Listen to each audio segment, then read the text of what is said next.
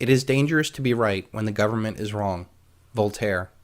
I am very fond of truth, but not at all of martyrdom. Voltaire. Power corrupts, and absolute power corrupts absolutely. Lord Acton. I reject that comment. I think that it is not that power corrupts, it is the corrupt that seek power. The ruthlessness in which the psychopath works best is a high-pressure, high-stake environment. Not having pity or remorse is almost a prerequisite to gaining any position of power. The elite use divide and conquer to split us along a myriad of lines of race, religion, ethnicity, socioeconomic backgrounds, or whatever. The only enemy to everyone is the psychopathic predator that preys upon societies. I feel understanding the psychopath is one of the most important things we can do in humanity. The collective influence of the social predator is directly responsible for all the pain in the world. If humanity identifies these people and they're shunned of their antisocial behavior in our own personal life and keep them from positions of power, we would have a world without evil.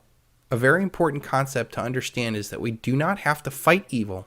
We only need to expose it. When people do start asking questions, the elite keep us focused on our differences. Race, religion, political parties, languages, ethnic background, social status, income, education. It is more commonly known as divide and conquer. The elite keep accentuating our differences to keep us looking down at the cause of our problems and not up at the architects of our problems. We should be focusing on our similarities. I bet if you were to spend a day with an Iraqi store owner, you would have more in common with that man than any of the elite that run our country.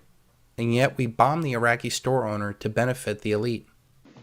And I tried hard to be proud of my service, but all I could feel was shame. And racism could no longer mask the reality of the occupation. These were people, these were human beings. I've since been plagued by guilt anytime I see an elderly man, like the one who couldn't walk, who we rolled onto a stretcher and told the Iraqi police to take him away. I feel guilt anytime I see a mother with her children, like the one who cried hysterically and screamed that we are worse than Saddam as we forced her from her home. I feel guilt anytime I see a young girl, like the one I grabbed by the arm and dragged into the street. We were told we were fighting terrorists. The real terrorist was me, and the real terrorism is this occupation.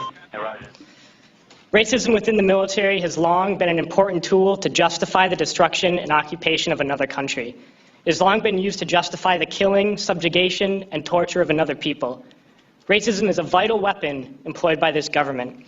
It is a more important weapon than a rifle, a tank, a bomber, or a battleship. It is more destructive than an artillery shell, or a bunker buster, or a Tomahawk missile.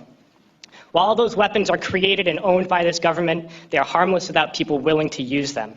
Those who send us to war do not have to pull a trigger or lob a mortar round. They do not have to fight the war, they merely have to sell the war. They need a public who is willing to send their soldiers into harm's way. They need soldiers who are willing to kill and be killed without question.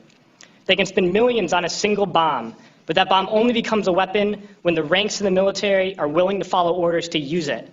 They can send every last soldier anywhere on earth, but there will only be a war if soldiers are willing to fight. And the ruling class, the billionaires who profit from human suffering, who care only about expanding their wealth, controlling the world economy, understand that their power lies only in their ability to convince us that war, oppression, and exploitation is in our interest. They understand that their wealth is dependent on their ability to convince the working class to die to control the market of another country. And convincing us to kill and die is based on their ability to make us think that we are somehow superior. Soldiers, sailors, Marines, airmen have nothing to gain from this occupation. The vast majority of people living in the U.S. have nothing to gain from this occupation. In fact, not only do we have nothing to gain, but we suffer more because of it. We lose limbs, endure trauma, and give our lives. Our families have to watch flag-draped coffins lowered into the earth. Millions in this country without health care, jobs, or access to education must watch this government squander over $450 million a day on this occupation.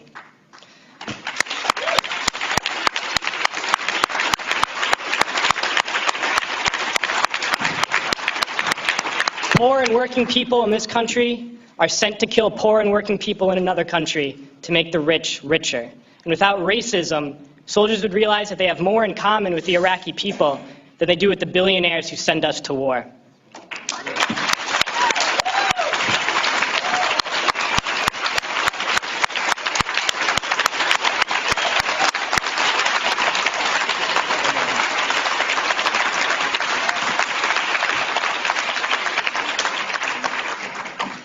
threw families onto the street in Iraq, only to come home and find families thrown onto the street in this country, in this tragic and unnecessary foreclosure crisis. We need to wake up and realize that our real enemies are not in some distant land. They're not people whose names we don't know and cultures we don't understand. The enemy is people we know very well and people we can identify. The enemy is a system that wages war when it's profitable. The enemy is the CEOs who lay us off from our jobs when it's profitable. It's the insurance companies who deny us health care when it's profitable. It's the banks who take away our homes when it's profitable.